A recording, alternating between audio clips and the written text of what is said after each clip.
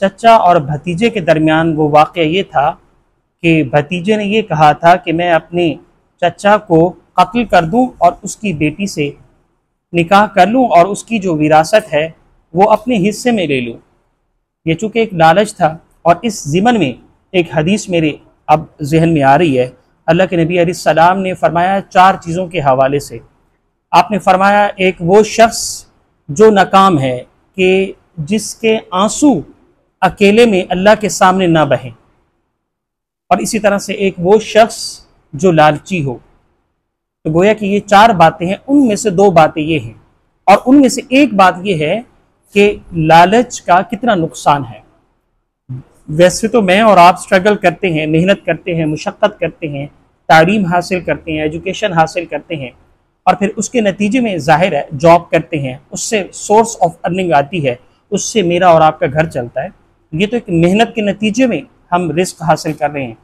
लेकिन यह है कि मेहनत भी हम इतनी करें जितनी कि हमारे अंदर ताकत और वसअत हो। बसा औक़ात कुछ लोग इतनी मेहनत करते हैं कि ये दीनी जो फ़राइज़ हैं, जिम्मेदारियाँ हैं, बसा औक़ात वो पस पुश्त हो जाती हैं और सिर्फ फोकस दुनिया पर होता है। ये नुकसानदेह है। क्योंकि कुरान में वाज़ेह आयतें हैं, अल्लाहुम्मा रब्बना आतिना फिद दुनिया हसना व फिल आखिरति हसना व क़िना अज़ाबन नार। इसमें हमें इस्लाम ने ये तालीम दी है कि आप अल्लाह से दुनिया भी मांगे और आखरत भी मांगे, बल्कि आखरत इस तरह से मांगे कि या अल्लाह हमें जहन्नम की आग से बचा ले और दुनिया बेहतर और अच्छी बना। तो एक बात तो ये है। दूसरी बात इस ज़ेल में ये समझ लीजिए कि जिसके पास जितना ज़्यादा रिस्क होगा अल्लाह करीम उनसे उतने ज़्यादा सवालात करेंगे। जैसे कि सूरत अत-तकासुर में अल्लाह फरमाता है, सुम्मा लतुसअलुन्न यौमइज़िन अनिन नईम, फिर लाज़मन हर नेमत के बारे में मुझसे और आपसे सवाल होगा। जाहिर है अल्लाह करीम मुझसे और आपसे ज़्यादा सवाल करेगा तो उसके हमें ज़्यादा जवाब देने पड़ेंगे।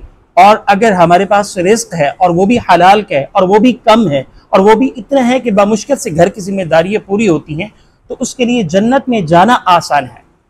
और रिस्क बहुत ज़्यादा है, फ़राख है, फिर जिम्मेदारियाँ आपकी बढ़ जाती हैं। मिसाल के तौर पर अब आपके पास रिस्क ज़्यादा है, अब आप साहिब इस्तिताअत है, तो अब आपको ज़कात भी देनी पड़ेगी, आपको हज भी करना पड़ेगा, फ़र्ज़ है। लेकिन आप साहिब इस्तिताअत नहीं है, तो गोया कि अब हज क्या है, साक़ित है। ज़कात क्या है, साक़ित है। गोया कि आप बामुश्किल अपनी जिम्मेदारियाँ पूरी कर रहे हैं, तो गोया कि अब आपके लिए ज़िंदगी आसान है। नंबर 1। नंबर 2 ये समझ लीजिए कि बाकी जो बुनियादी चीज़ें हैं जो कि इस्लाम की, नमाज, रोज़ा और इसी तरीके से दीगर चीज़ें, वो तो जिम्मेदारी है। अगर उसमें भी हमें कोताही का मामला है तो ये ज़रा मुश्किल हो जाएगा। तो गोया कि इसमें एक पहलू जो है वो लालच का है जो उसने किया था। अब मज़ीद बढ़ते हैं, वइज़ क़तलतुम नफ़्सन फ़द्दारअतुम फ़ीहा वल्लाहु मुख़रिजुम मा कुन्तुम तक्तुमून। गोया कि ये सारा वाक़या जो मैं पिछले जुमे आपकी खिदमत में अर्ज़ कर चुका हूँ, अब मज़ीद बात को आगे बढ़ाते हैं।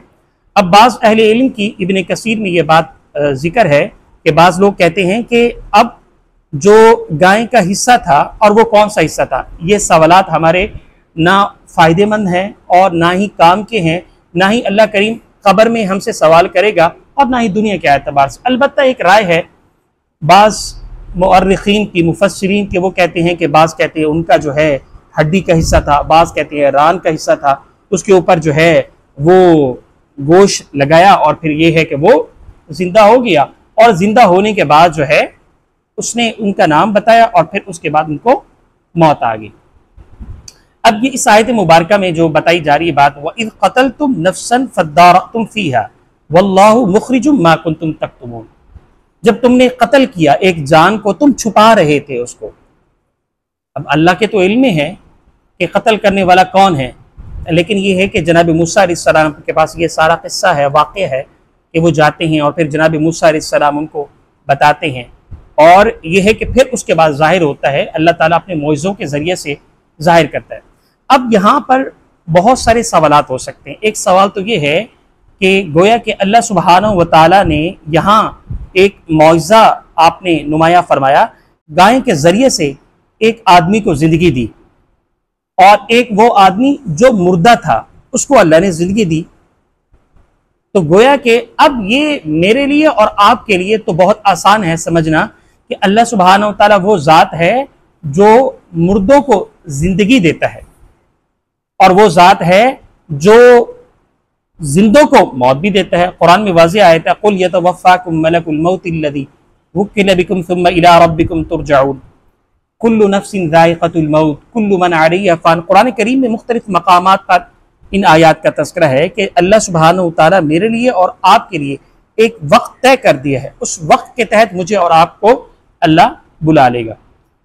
अब ये समझिए कि वो अल्लाह जो मुर्दों को जिंदगी देता है और जिंदगियों को जो है वो मौत देता है, तो अब ये जो जमीन है ये भी एक एतबार से मुर्दा है। किस एतबार से मुर्दा है?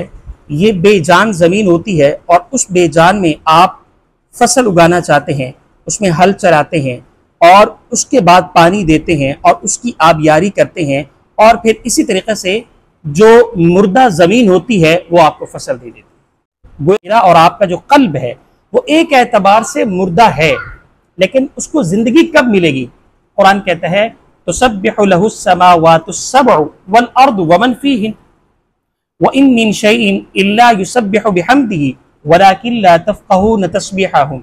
ज़मीन व आसमान अल्लाह की तस्बीह बयान करते हैं, लेकिन तुम्हें पता नहीं है कि वो कैसी तस्बीह बयान कर रहे हैं। अब गोया कि आप ये समझ लें कि एक मुर्दा ज़मीन है और उस मुर्दा ज़मीन को आप ज़रखेज़ करते हैं और उसमें आप फसल उगाते हैं और फसल आपको फल देती है, तो गोया कि ये भी अल्लाह की तरफ से बहुत बड़ी नेमत कह लीजिए, बहुत बड़ी कुदरत कह लीजिए। तो गोया कि वो अल्लाह तुसब्बिहु लहुस समावातुस सबउ वल अर्द, ये सातों आसमान अल्लाह की क्या करते हैं? तस्बीह बयान करते हैं। ये ज़मीन अल्लाह करीम की तस्बीह बयान करती है। वलाकिन ला तफ़क़हून तस्बीहहुम, लेकिन मैं और आप समझते नहीं है कि ये अल्लाह की तस्बीह बयान कैसे कर रहे हैं। एक जरखेज जमीन हो और उसमें आप हल चलाएं और पानी दें, बस औकात वो काश की जो एक आप यूं कह लीजिए जो अर्निंग होती है वो कम हो जाती है, लेकिन कभी जमीन ने ये कहा कि मैं आज फल नहीं दूंगी, थक गई हूं। कभी सूरज ने कहा कि आज जरा मैं थक गया हूं, कई 100 सालों से मैं चल रहा हूं, लिहाजा आज मैं आपको रोशनी कम दूंगा। कभी दिन ने कहा, एक उमूमी तौर पर बात की जा रही, बस औकात कुछ ऐसे शहर भी हैं जहां पे दिन ही नहीं होता, रात ही रात होती है, और बस औकात कुछ ऐसे भी मुल्क हैं जहां पे सिर्फ रात होती है, दिन ही नहीं होता। वो तो अल्लाह की हिकमत है, वो तो अल्लाह की हिकमत है। उमूमी तौर पर अक्सर व बेशतर क्या होता है, दिन और रात को पैदा करने वाला कौन है? अल्लाह। तो ये अल्लाह की कुदरत से होता है। कभी कोई ऐसी चीज नहीं है जो कहे कि मैं अल्लाह की हुक्म की खिलाफ वर्जी करती हूं, लेकिन जैसे अल्लाह का हुक्म होता है वो चल रही होती है। तो गोया कि आप ये समझ लीजिए कि अब जो अगली आयत है, फ़कुल नज़रिबूहु बिबाज़िहा कज़ालिका युह्यिल्लाहुल मौता व युरीकुम आयातिही लअल्लकुम ताक़िलून। गोया कि उन्होंने गाय का एक हिस्सा या फिर इसी तरीके से वो जो आदमी होता है उस पर लगाता है तो उसको जिंदगी मिल जाती है। तो ये अल्लाह की क्या है? ये निशानी है। ये क्या है? अल्लाह की निशानी है, और इस निशानी के जरिए से हम क्या करें? अल्लाह को याद करें। और अल्लाह को याद वो ही करते हैं जो इहदिनस सिरातल मुस्तकीम, जिसके अंदर ईमान होता है, जिसका ईमान तरोताज़ा होता है, जिसका ताल्लुक़ कुरान से होता है, जिसका ताल्लुक़ नमाज से होता है, जिसका ताल्लुक़ मस्जिद से होता है, जिसका ताल्लुक़ अल्लाह के नेक बंदों से होता है, जिसका ताल्लुक़ बराह रास्त रात को तन्हाई के वक्त आंखों से आंसू बहते हैं और अल्लाह से वो मुलाकात कर रहा हो और कह रहा होता है मेरे मालिक तू ही हमारा सबसे बड़ा मालिक है, तू ही मेरा सबसे बड़ा खालिक है। जो हाजत अगर मैं और आप अल्लाह के सामने पेश कर रहे हैं तो यकीन जान लीजिए कि अल्लाह सबसे ज्यादा मेरी और आपकी बात सुनने वाला है। कुरान कहता है उदऊनी अस्तजिब लकुम, आप मुझसे मांगो मैं आपकी दुआ कबूल करूंगा। कुरान कहता है अक़रबु इलैहि मिन हब्लिल वरीद, मैं तुम्हारी शाहरग से भी ज्यादा करीब। तो गोया कि ये अल्लाह की जो नेमतें हैं और इन नेमतों पर हम अल्लाह का शुक्र अदा करें। इसी जेल में दो बातें बड़ी कीमती हैं जो आपकी खिदमत में अर्ज करना चाहूंगा। मुफ्ती तकी उस्मानी साहब से किसी ने पूछा कि आप पूरे दीन का खुलासा बयान करें, हमें पूरे दीन का खुलासा 2 लफ्जों में बयान करें। तो उन्होंने 2 लफ्जों में पूरे दीन का खुलासा बयान किया। उन्होंने कहा कि अगर अल्लाह ने आपको नेमतें दी हैं तो उस नेमत का अल्लाह का शुक्र अदा करें, नंबर 1। और जो नेमत आपसे छीन गई है उस पर सब्र भी करें और अल्लाह से ताल्लुक जोड़ लें। गोया कि अब दोनों सूरतों में आपसे अल्लाह से कुर्बत का मामला हो गया। एक, अगर रिज़्क़ में फराखी है, एक रिज़्क़ में वुसअत है, तो आप क्या कर रहे हैं? अल्हम्दुलिल्लाह, अल्हम्दुलिल्लाह रब्बिल आलमीन। कुल शुक्र अल्लाह करीम के लिए है जो तमाम जहानों को तख्लीक करने वाला है, पैदा करने वाला है और तमाम जहानों का रब है। तो एक एतबार से ये क्या हो गया? अल्लाह सुब्हानहू व तआला का क्या हो गया? शुक्र। जब रिज़्क़ में फराखी हुई तो अल्लाह का क्या हो गया? शुक्र। जब मुश्किल आती है तो फिर अल्लाह से ताल्लुक जोड़ने का मतलब क्या है कि या अल्लाह यकीनन ये मेरी आजमाइश है, यकीनन मेरे जो मकाम मर्तबा है उसको बढ़ा रहा है। ए अल्लाह मेरी कोताहियों को माफ फरमा और मुझे अपने बंदों की सफ में शामिल फरमा। तो गोया कि दो बातें हर एतबार से अल्लाह को करीब करने के लिए होगी। यानी मोमिन की अगर जिंदगी में मुश्किलात हैं तो आप समझ जाएं कि मोमिन कामयाब है, और अगर मोमिन की जिंदगी में रिज़्क़ में फराखी है, अल्लाह ने उनको मालो दौलत से नवाजा है, तो समझ लीजिए फिर भी आप कामयाब हैं। तो गोया कि अब हमारा जो वक्त है वो ख़त्म हो चुका है।